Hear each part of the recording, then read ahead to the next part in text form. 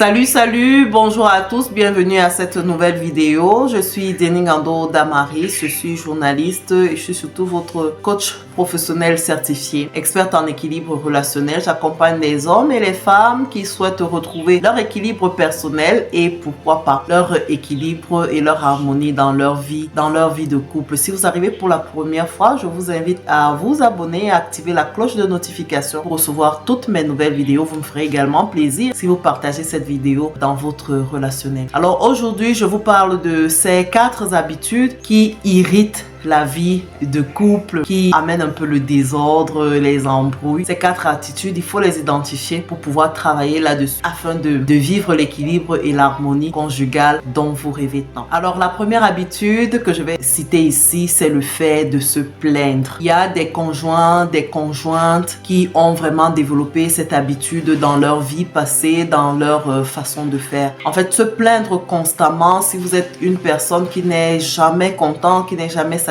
qui n'arrive jamais à trouver en quoi est-ce que l'autre a fait ceci de bien, mais qui est toujours en train de se plaindre, ceci ne va pas, cela n'a pas été fait comme ça, il n'y a pas suffisamment d'argent, il n'y a pas suffisamment de pluie, il n'y a pas suffisamment de paix. Donc il y a des personnes qui se plaignent très facilement. Sachez que c'est vraiment une épine pour votre couple parce que personne n'aime être à côté d'une personne qui se plaint tout le temps, et puis les plaintes engendrent facilement les querelles. Ça ne va vous apporter rien de bon dans votre couple. Vous devez travailler à votre façon de voir les choses, de voir le monde afin de retrouver plus d'équilibre. La deuxième habitude qui fâche, qui amène des problèmes et du déséquilibre dans le couple, c'est la colère. Il y a des personnes, des hommes ou des femmes qui sont très rapides pour se mettre en colère, qui ne savent pas transcender les situations et qui pour un oui ou pour un non s'irritent facilement. Sachez que la Bible nous rappelle que nous ne devons pas nous mettre en colère. Et puis si il arrive que nous nous mettions en colère, que cette colère n'atteigne pas le soir, parce que la colère vraiment est destructrice. Et dans votre couple, si la colère s'installe, l'amour va prendre la clé des champs.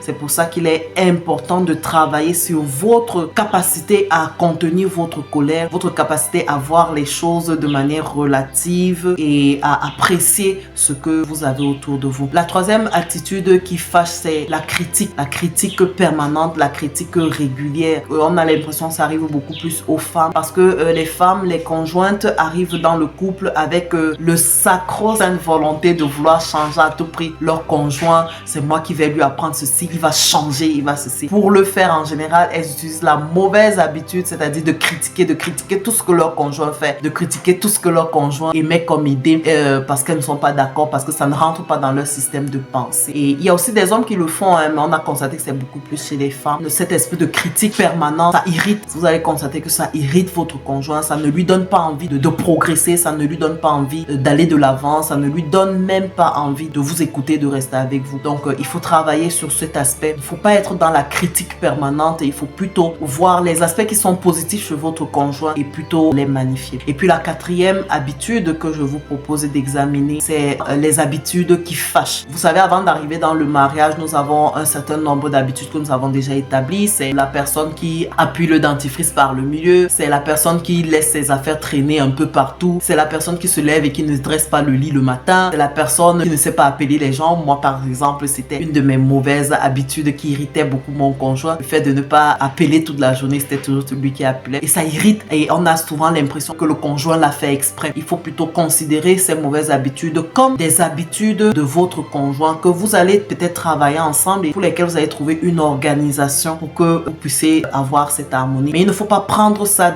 du coup comme s'il le fait contre vous, comme s'il le fait exprès, comme si elle le fait exprès contre vous pour vous irriter, pour vous énerver. Ou si vous le faites ainsi, si vous considérez cela, vous allez plutôt vous fâcher, vous allez peut-être vous mettre en colère comme on disait tout à l'heure et ça va amener des critiques.